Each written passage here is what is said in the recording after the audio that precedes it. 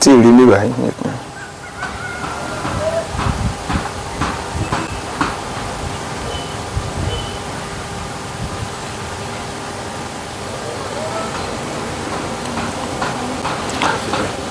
نعم إن الحمد لله نعمده ونستعينه ونستغفره ونعوذ بالله من شرور أنفسنا ومن سيئات أعمالنا من يهدي الله فلا مضل له ومن يضلل فلا هادي له أشهد أن لا إله إلا الله وحده لا شريك له وأشهد أن محمدا عبده ورسوله صلى الله عليه وعلى آله وصحبه أجمعين أما بعد أعوذ بالله من الشيطان الرجيم بسم الله الرحمن الرحيم وأن المساجد لله فلا تدعوا مع الله أحدا ربي اشرح لي صدري ويسر لي أمري واحلل عقدة من لسان يفقهوا قولي Assalamu-Alaykum wa rahmatullahi ta'ala wa barakatuh. Wa alaykum assalam wa rahmatullahi wa barakatuh. Gbogbo ibi tí Ọlọ́run ti kádàrá pé kí ẹ máa gbọ́ mi káàkiri ní àkókò yìí ní orí ilẹ̀.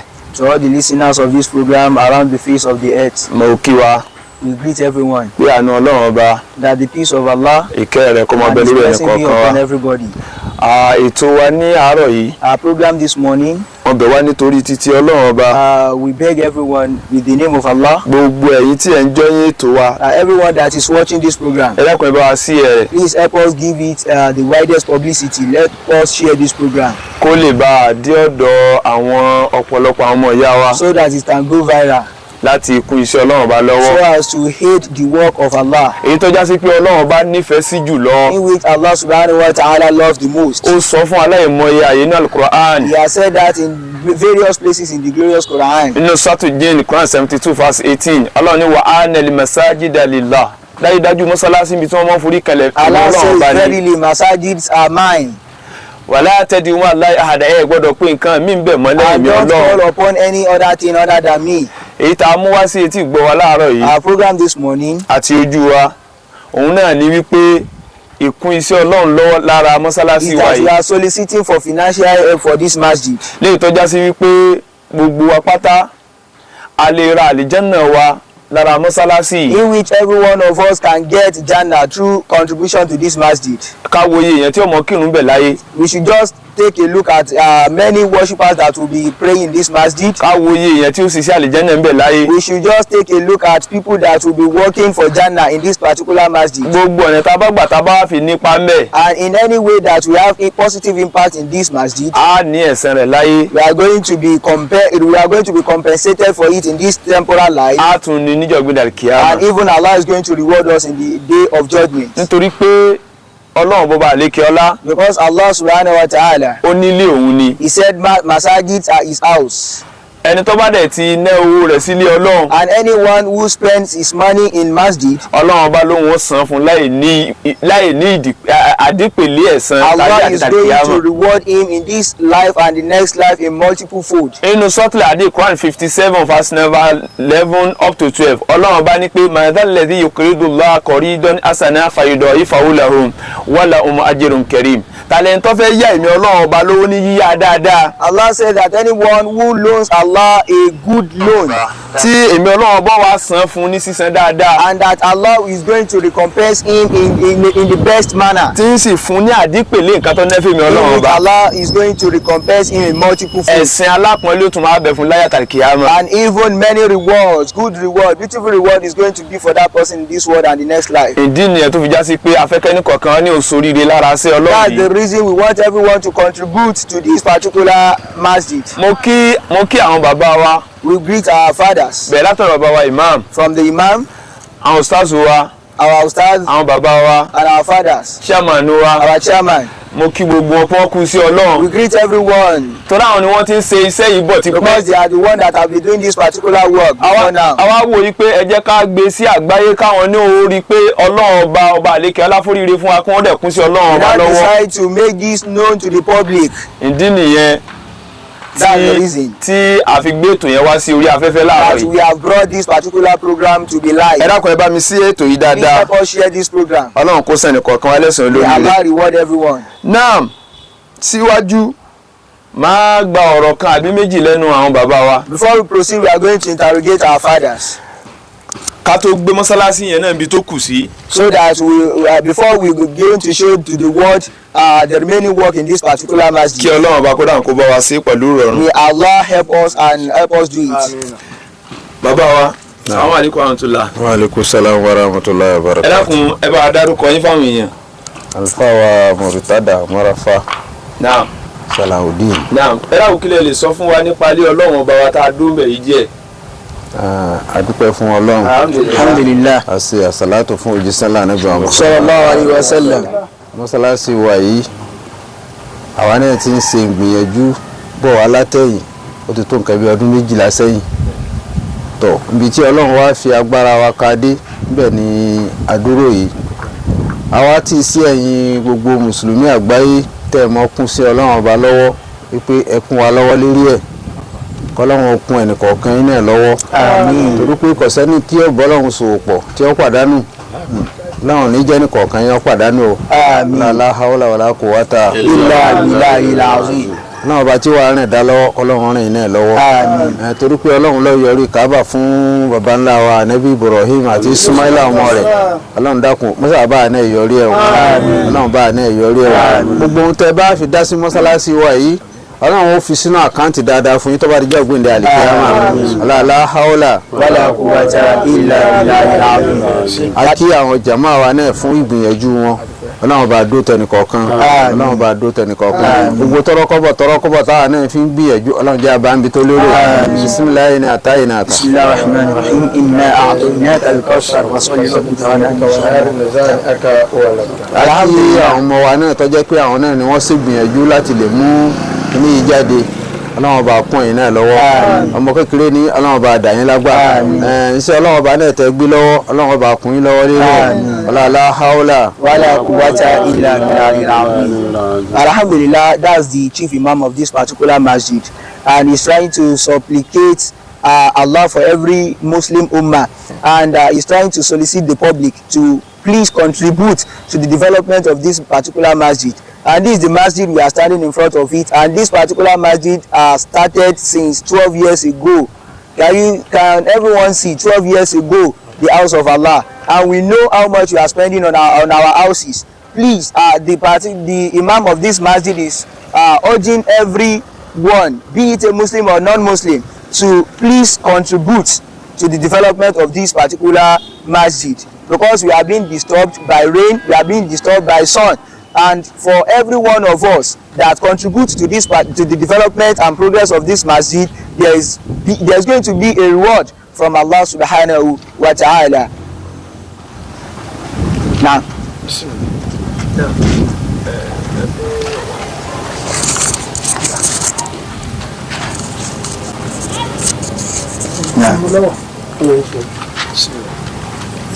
Assalamu-Alaykum wa rahmatullahi wa barakatuh. wa alaykum salam wa rahmatullahi wa barakatuh.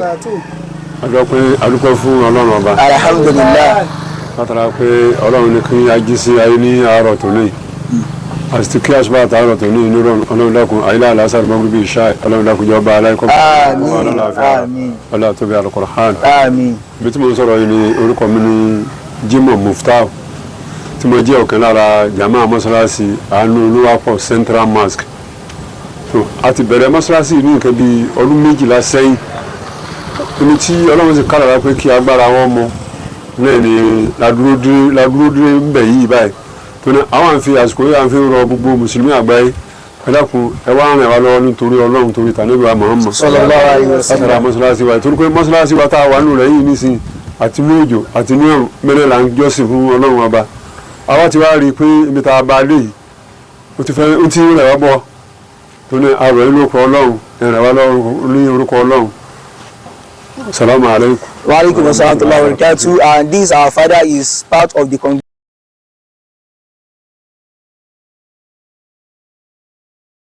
help and support the progress of this masjid. So we can see that this is how far the work has gone in this particular masjid, and there are a lot to do.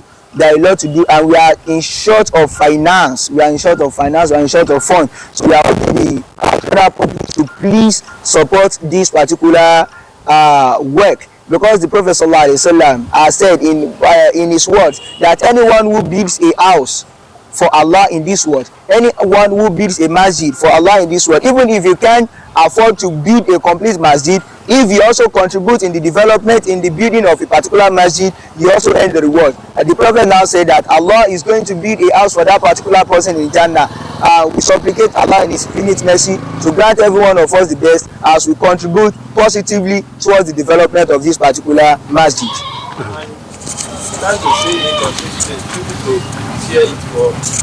Please, we want the general public to help us share. As you are watching this program, please, we want it to go viral. Help us to share this particular program so that it can go viral. Assalamu-Alaykum warahmatullahi ta'ala. Wa alaikum assalam warahmatullahi wabarakatuh. Adúpẹ́ ní ọ̀dọ̀ Ọlọ́run. Alhamdulillah. Ọlọ́run tí ó ṣe wá ní èyí tí ó ṣe wá ní àrẹ́kù. Adúpẹ́ lọ́dọ̀ Ọlọ́run. Alhamdulillah. Ọlọ́run tí wọ́n ṣe paríparí rẹ̀ fún wa ni pé tó ṣe wá ní mùsùlùmí tí ṣe wá ní kèfèrí. Adúpẹ́ fún Ọlọ́run. Gẹ́gẹ́ bí ètò wa ní àárọ̀ yìí tí àwa ń bì, bàbá Sọ́láṣí wa tí àwa ń bẹ̀ yìí. Adúpẹ́ ní ọ̀dọ̀ Ọlọ́run pé Ọlọ́run bá láàánú tó ràn wá lọ́wọ́ bọ̀ láti gbẹ̀yìn. Àti tó fẹ́ràn lọ́wọ́ kọ́ Ọlọ́run bá láàánú kó tó kọ̀ntínú lérí rẹ̀ lọ́wọ́ rẹ̀ nínú àfidó síbí. Kí Ọlọ́run bá láàánú kó ṣe àlékún nǹkan lọ́wọ́ fún ẹnìkọ̀ọ̀kan wa.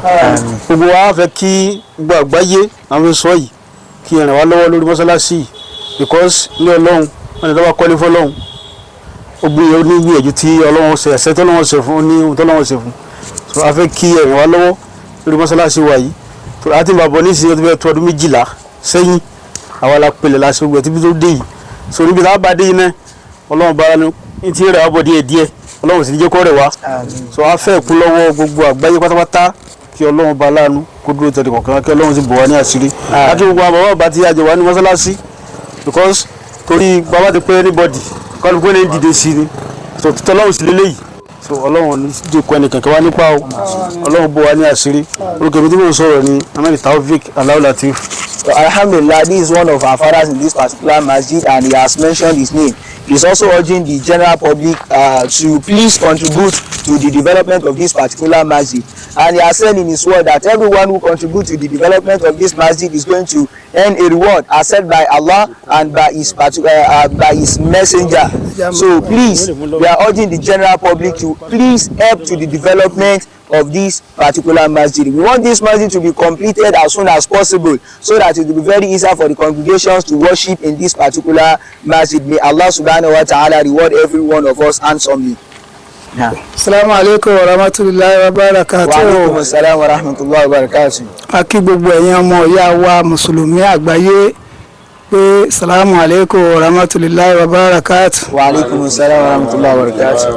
Èyí ni ìkéde pàtàkì fún gbogbo ẹ̀yin olùrànlọ́wọ́ pátápátá kí ẹ jọ̀wọ́ kí ẹ ràn wá lọ́wọ́ lórí ọ̀rọ̀ mọ́sálásí wa yìí ní èyí tí ó wà ní agbègbè Misratu area ìsàlẹ̀ Markaz kí ẹ dákun ẹ ṣèrànlọ́wọ́ fún wa Ọlọ́run ó bá wa gbé dókè Ọlọ́run dákun kó ṣàforíjì fún gbogbo àwọn òkú mùmínì wa pátápátá gbogbo sàárà àti kálukú bá ṣe gbogbo àníyàn tí kálukú fi ṣe èyí tó jẹ́ pé ẹ fi tọrọ àforíjì fókùnrin Ọlọ́run ó gbà bẹ́ẹ̀ èyí tó jẹ́ pé ẹ fi tọrọ àgbéga fún ara yín ni Ọlọ́run ó gbà bẹ́ẹ̀ ẹ dákun à ń fẹ́ ìkún lọ́wọ́ yín ẹ ràn wá lọ́wọ́ lórúkọ Ọlọ́run àti tànábì rẹ̀. Assalamu-Alaykum warahmatullahi.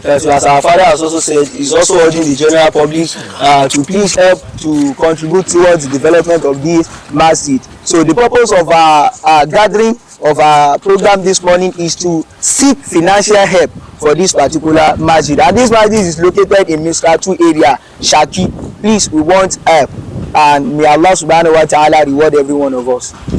Assalamu-Alaykum warahmatullahi wabarakatuh. Wa alaikum assalam warahmatullahi wabarakatuh. tó adá ọpẹ́ fún Ọlọ́run Alhamdulillah. kẹ́ńgẹ́ Ọlọ́run bá ṣe fún Muhammad Sallallahu alaihi wasallam. a kí gbogbo àwọn àgbàlagbà Ọlọ́run níjọ́ bàjẹ́ fún wọn. Àmín. la ilaha illallah. Àmín.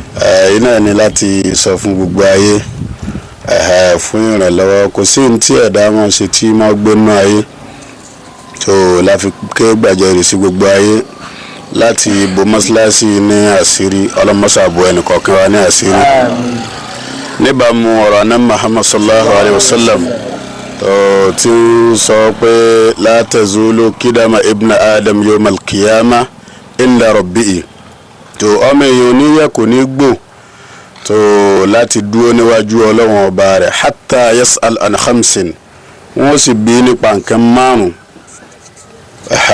tí ó fi lo ayé àkọ́kọ́ ń bẹ an umri fima afna'u báwo ló ṣe lo ẹ̀mí ẹ̀ tó fi tán gbogbo wa náà ni a dúró yìí tó kálukú ọmọ wo báwo ni ń lo ẹ̀mí mi tí ó fi tán a lè ya a lè gbó wájú ọlọ́run béèrè wájú gbogbo wa. ẹlẹ́ẹ̀kejì òun náà ni ansaba bi fima abúláwù báwo lọ́mọ èèyàn ṣe lo ọ̀dọ́ ẹ̀ kó tó darúgbó tí ò fi padà rí dáadáa kan ṣe tó fi bọ́ síwájú ọlọ́run rí pé gbogbo eléyìí náà ara dáadáa ni.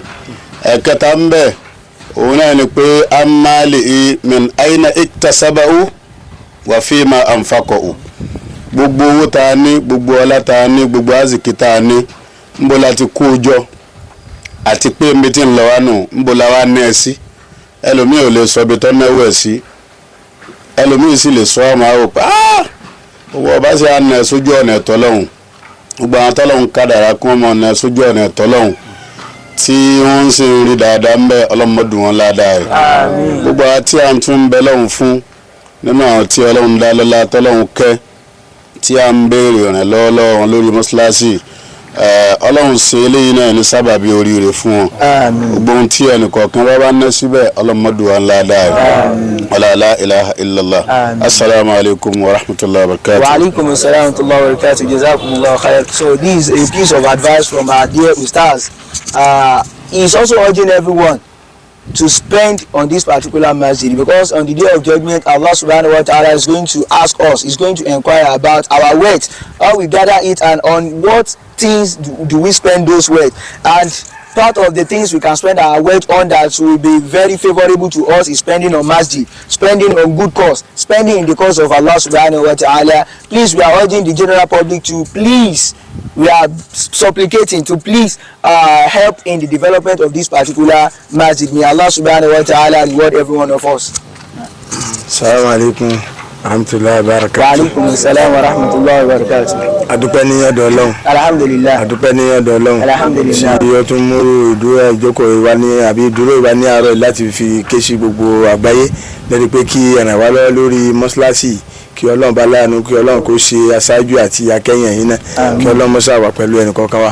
àwọn èèyàn pé àwọn èèyàn wa tó jẹ́ àwọn bàbá wa tí wọ́n ti ṣe sọ̀rọ̀ látàárọ̀ nínú ọ̀rọ̀ wọn tí wọ́n sọ náà làwọn náà tó fẹ́ ṣe fi àfikún sí k'Ọlọ́run bá láàánú k'Ọlọ́run dákun k'Ọlọ́run ràn yín tó jẹ́ ohun tí Ọlọ́run bá ràn lọ́wọ́ k'Ọlọ́run dákun kẹrin wá lọ́wọ́ lérí mọ́ṣáláṣí láti tó di ọdún 12 nísì tí a ti bẹ̀rẹ̀ iṣẹ́ mọ́ṣáláṣí tí a ti ń ṣe tí Ọlọ́run bá láàánú tí Ọlọ́run sì pé káyẹ̀ kábù k'Ọlọ́run dákun àwọn béèrè ìrànlọ́wọ́ gbogbo àgbáyé lákùn lérí ọ̀rọ̀ mọ́ṣáláṣí kíkẹ́ Ọlọ́run bá láàánú k'Ọlọ́run bá ràn yín náà lọ́wọ́ kí ẹ̀ràn wá lọ́wọ́ k'Ọlọ́run bá láàánú k'Ọlọ́run ṣe nínú sẹ́yìn torí Ọlọ́run ní gbogbo ẹ̀dá tí Ọlọ́run bá ní ọkọ̀ mọ́ṣáláṣí ẹ̀san ńlá ni fún ní ọjọ́ gbẹ̀ǹdẹ̀ àlùkẹ́mọ́ k'Ọlọ́run bá láàánú kọ́sà jẹ́ kí á rí ẹ̀san orí gbàǹbẹ̀ ọ̀làláwọ́lá wàlá kùwátá ilá bìlá ìrẹsì. orúkọ tèmi ni Abdulwahid Yusuf Fasunlé kí Ọlọ́run bá láàánú wà pẹ̀lú ẹnì kọ̀ọ̀kan wa àkíyàn ẹ ṣé adúpẹ́. Successfully, Father is also urging every one of us to please support, donate. No amount is small. No amount is small. To please support. We need to roof this particular masjid. We have not done the window. We need to tiles the door, floor. Even there are a lot to do in this particular masjid. We are beseeching. We are asking the general public to please help us in the development of this particular masjid. I want this to be known to everyone that no matter how much we contribute to this good cause, Allah is going to reward us in multiple fold. Allah is going to increase our wealth. So we want everyone to please contribute to the development of this mosque.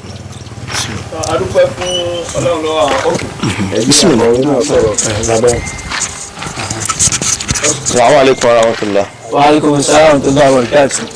Kí gbogbo mùsùlùmí àgbáyé pẹ̀lú kíkí tí ó lápọ̀nlé jùlọ wípé Assalamu-Alaykum warahmatullahi wa barakatuh. Wa alaykum assalam wa rahmatullahi wa barakatuh. Kókó ní ọ̀rọ̀ wa ní ṣókí ni pé ìrànlọ́wọ́ lórí mọ́sálásí wa yìí èyí tí orúkọ mọ́sálásí yẹn ń jẹ́ Anuoluwapo Central Mosque tí ó wà ní ìsàlẹ̀ Markaz ní Saratu area. Mọ́sálásí ti bẹ̀rẹ̀ ó ti tó bí ọdún 10 sí 12 sẹ́yìn tí àwọn bàbá àti gbogbo àwọn mùsùlùmí àgbègbè tí wọ́n ti ṣe ìgbìyànjú lórí rẹ̀. So níbi tí ó wá dé dúró yìí ni Ọlọ́run ní kí a bá ìgbìyànjú yìí dé. So àwa ń rọ gbogbo mùsùlùmí àgbáyé kí wọ́n ṣe ìrànlọ́wọ́ tó péye fún wa lórí mọ́ọ̀kì yìí kí àlebá tètè rí parí tí Ọlọ́run ó sì bá wa ṣe ẹ̀san lórí àwọn tí Ọlọ́run bá ní kí wọ́n bá wa dá sí bí mosque yìí bí ó ṣe tètè ní àṣeyọrí. Ṣókí nìyẹn lórí gbogbo ohun tí a ti ṣe bá bọ̀ lórí ètò látàárọ̀. Kí Ọlọ́run kó bá wa ran gbogbo olùrànlọ́wọ́ lórí ètò ẹ̀sìn, kí Ọlọ́run bá ràn yín lọ́wọ́. Assalamu-Alaykum warahmatullahi wabarakatuh. Orúkọ tèmi ni Musa Soliu.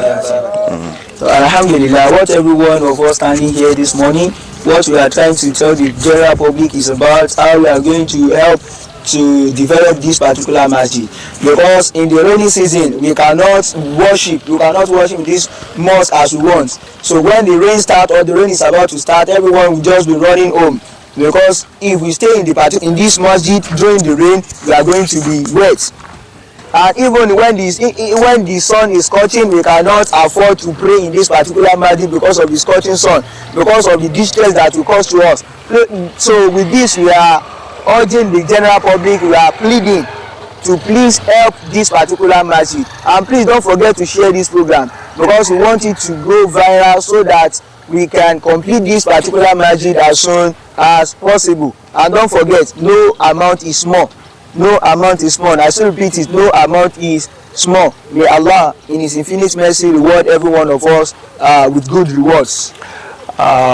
Anabi Muhammad sallallahu alaihi wasallam. Our blessed Prophet sallallahu alaihi wasallam. Oni, he has said, man bana masjidan bana Allahu bayta fil jannah. That anyone who builds house in this, who builds masjid in this world, Allah is going to build a house for that person in Jannah. Tó túmọ̀ sí pé àdéhùn Ọlọ́run ọba kò kí ń yẹ̀. This means that the promise of Allah does not fail. 1,000 naira ò kéré. 1,000 naira is not small. 2,000 naira ò kéré. 2,000 naira is not small. 50,000 naira. 50,000 naira is not a small amount. 100,000 naira. 100,000 naira is not a small amount. Gbogbo àwọn nǹkan wọ̀nyí tá a bá ṣe wọ́n. If we contribute to the development of this masjid, kò sí ìtọ́lọ́run ní ṣe wá lẹ́san lórí ẹ̀. there is no one that Allah is not going to reward. Ọlọ́run kò san gba lẹ́san lórí rẹ̀. And may Allah reward us handsomely. Gbogbo ibi tí ìnira ti ń bá Islam kọ́lọ́run kó sọ ìdẹ̀kùn síbẹ̀. May Allah put easiness in anywhere that distress is reaching the Muslim Ummah. Níbi tí ó sì sí nira fún Islam, Ọlọ́run mọ́ sọ nira síbẹ̀. And anywhere that there is no distress, may Allah increase the peace that is in that particular area. Níparí sọ̀rọ̀ mi. In conclusion, ká mọ̀ pé gbogbo ohun tí a bá jọ donate sí bí mọ́sálásí yìí. It should be crystal clear to us that every penny, every naira we donate to the development of this masjid, lágbà ẹ̀sẹ̀ rẹ̀ láyé àtúngbàjẹ́ ògbìn náà. that you are going to be rewarded in this world and in the next life. Níbi tá a ti gbé mọ́ gbà á. Where we will be recompensed for these acts. Kò sí àǹfààní kankan. There is no any benefit again. Bí kò sí ohun tá a ti ṣe kalẹ̀ mí. Other than what we have done when we are in this world. Ọjọ́ tá a mọ̀ ká bá wọn pé àbámọ̀ ká tún ṣe jù báyìí lọ. The day that will be regretting that had we know we would have done more than this. Kọ́lọ́n kó ṣe dáadáa tó jù. May Allah increase His blessing upon us. Tó bá yí pa àwọn ará bí ni. If it is non-Muslims. Àwọn tí kódà kò ní tó ẹ̀rí 12 years back. 12 years ago. Ọdún 12 sẹ́yìn kí mọ́sálásí ilé Ọlọ́run sì wà báyìí. A ti kọ́ kinní sára ẹ̀ ó ti pẹ́ still náà àwọn èèyàn gbọ́ tí mo ti mọ̀ pé ń sìn bí ń sìn nílá pẹ̀lú ìyọ̀ǹda Ọlọ́run. So we have known that now by the will of Allah. Wọ́ọ̀dù ọba wa mójútó. The entire world, the entire Muslim Ummah are going to help us out. Àti gbogbo àwọn ọmọ ìyá wa lápapọ̀. And the Muslim brothers and sisters. Mo bí Allah subhanahu wa ta'ala kọ́mọ́ fi wáyé. We beseech Allah in His infinite mercy to be with us always. Nínú suratu Imran Quran 3:92 Ọlọ́run la tanalul birra hatta tunfiqu mimma tuhibbun. Ọlọ́run ní ẹ̀ lè tí gbà dáadáa bí kò ṣe pé ohun tẹ́yìn náà ní kẹ́ẹ̀dẹ́. Allah says you cannot be entitled to goodness from me until you spend of what you have. Àbí Ọlọ́run ọba. We beseech Allah. Kò sí dáadáa lẹ́tọ̀ fún wa. To increase us in goodness. Gbogbo àwọn bàbá wa. Our fathers. Àwọn ustaz wa. Our ustaz. Kọ́nà kó dó tẹni kọ̀ọ̀kan. May Allah be with every one of us. Inú mọ́sálásí yẹn láti sóò fún wa yìí. So we've covered the entire masjid. Kò kí ń ṣe mọ́sálásí kékeré. It's not a small masjid. Central Masjid. It is a central masjid. Ìyẹn ní Misratu area. In Misratu area in Shaki, Oyo State, Nigeria. Tàbí sí mọ́sálásí Anuoluwapo. That is known as Anuoluwapo Masjid. Ọlọ́run kó dó tẹni kọ̀ọ̀kan wa. May Allah be with everyone. Rabbana la tuzigh qulubana ba'da idh hadaytana. Amin. Wa hab lana min ladunka rahmatan أنت الوهاب آمين. ربنا إنك جامع الناس ليوم لا ريب فيه آمين. إن لا يخلف الميعاد آمين. اللهم يا ربنا أعطينا في الدنيا حسنة وفي الآخرة حسنة وقنا عذاب النار آمين. سبحانك اللهم وبحمدك آمين. أشهد أن لا إله إلا أنت أستغفرك وأتوب إليك والسلام عليكم ورحمة الله تعالى وبركاته. وعليكم السلام ورحمة الله وبركاته.